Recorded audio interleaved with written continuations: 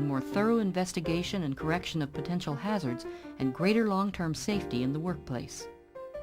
Before the program came about, OSHA had viewed itself as kind of the guru of safety and health. Basically charged with, if you see it, you cite it. We had to recognize that citations and penalties somehow had drifted from the means and had become the end. So we began to see we needed to change the way we do business. The new concept is that, they develop the guidelines, but we develop the hows of implementation, how we're going to create a safer working environment. That action plan was developed by management and union people together. People were really surprised at not having to be overloaded with paperwork to get this done. And we would have probably liked it since we make paper, but I'm extremely proud of my people because they were the first site in this program to do an inspection in the 6-month time period. And in doing that, they identified 17,000 hazards. The ultimate goal is to create a safer working environment out there for the employees. And that isn't done by being adversaries. And that's what the new OSHA is all about. In 2 years, these employers have identified 174,000 safety and health deficiencies and have corrected 119,000. It's good to see results. The OSHA folks who really put this program together. It's their moment in the sun, and I am really pleased for them, and our safety results are improving. And that's just good enough for me. The Defense Logistics Agency has abandoned bureaucratic procedures to initiate procurement reforms modeled after the best of private industry. Using linked computer networks, customers now choose suppliers based on cost and service, buy off-the-shelf products when available, and the agency is still able to offer quick response in national emergencies. Here in Philadelphia, we do 3 kinds of things. We buy food, we buy medicine, we buy clothing. DoD used to operate in general on a big pile theory. Uniforms, at one time they had over $1 billion of inventory throughout the world. In food, peacetime food, not go-to-war stuff, we were carrying over $300 million worth of food inventory at any one time. And then things started to change. If we didn't do a good job for our customers, provide them a good product at a good price when they want it, they were going to go elsewhere and get it. We went out and asked everybody we could think of, what are things that we can do so we don't hit stumbling blocks? We've made a lot of changes that not only have made us better suppliers of our customers peacetime, but more importantly, we're better suppliers of our customers when we go to war, and that's our real mission. In one case, we have a Terry Manufacturing who makes uniforms for the government and makes McDonald's uniforms for the fast food giant. If the government were to need the plant's facilities, McDonald's agrees to let the plant go totally towards making the battle dress uniform for the military. When Operation Desert Storm came around, within days we had hundreds of thousands of uniforms moving towards the Persian Gulf.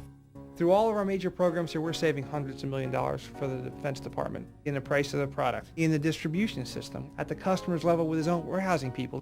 Some of the best ideas came from the people at the working level who know what the process is, and I would match our employees up with any company I've visited. Government experts are successfully monitoring business transactions and negotiating agreements with companies, making sure their activities don't jeopardize the pensions of more than 1 million Americans. The real concern is pension underfunding. The program monitors the operations of the 400 companies with the largest underfunding. We really only have the atom bomb, and that is planned termination. We like to work with companies, but we're not chary about exercising our enforcement responsibility. A good example is the Western Union case, where we protected the pensions of over 16,000 people, $400 million worth, by taking court action. Almost my total existence depended on retirement I was getting from Western Union. I wrote the PBGC asking for their help during the bankruptcy proceedings. They were right in there almost from beginning to end, especially at the critical time. The PBGC literally pulled our pension plan out of the fire and preserved it in its entirety. What we're trying to do here is get out in front of the curve, whether assets around, instead of just picking up the pieces in a bankruptcy. We issue a list every year of the 50 most underfunded plans. We had an example last year where a company called us, so we called them and said, you're going to be 45th on the list. They said, how much do we have to put in to be 51st? We said, $2 million. How much do we have to put in to be 52nd? Well, how much do we have to put in to be 53rd? Well, doggone it, they put $4 million in the pension plan. You know, I keep saying we've gotten $13 billion in pension protections. Well, we've gotten them for over 1 million workers. You want to talk about something being satisfying, that's it.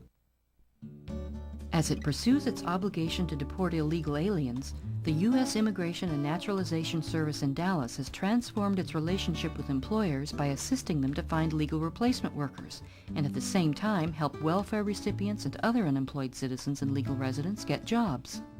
My company has stories that go back for years about the INS coming in and raiding. And that's what people perceive the INS to be, is the strong arm of the government coming in and pulling production workers off the line and sticking in a bus, and it didn't work. This idea evolved, if we could get these jobs filled by U.S. citizens and people who are authorized to work, we wouldn't be beating our head against the door. But this is a great departure philosophically. Now we look at the employer as the client rather than the enemy, and we look at the potential job vacancies as a remedy to solve a problem, which is unemployment. What finally happened is I was put in touch with the International Refugee Committee, with the Salvation Army, with Dallas Police Chief Click's Inner City Jobs Program. This is my first opportunity to discover that the government is not the enemy. If this had been 3 years ago, this situation would have put my company out of business. Yes, we had 220 undocumented workers. We also had almost 500 people who had every right to work there. If these guys hadn't worked with us, there would have been 500 more people out there on the streets because nobody taught us how to play the game. We are all playing on the same team now.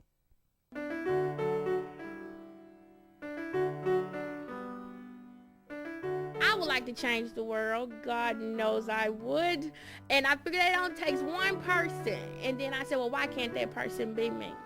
It's just a question of will, of energy and will and intelligence. Once you're in the mindset, you're out of the box, and projects just keep suggesting themselves. Bells go off, It's fabulous.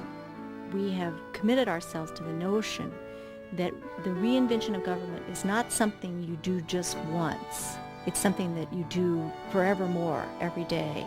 We stopped managing the moments, and we went to unleashing the capability that people bring and invested in that.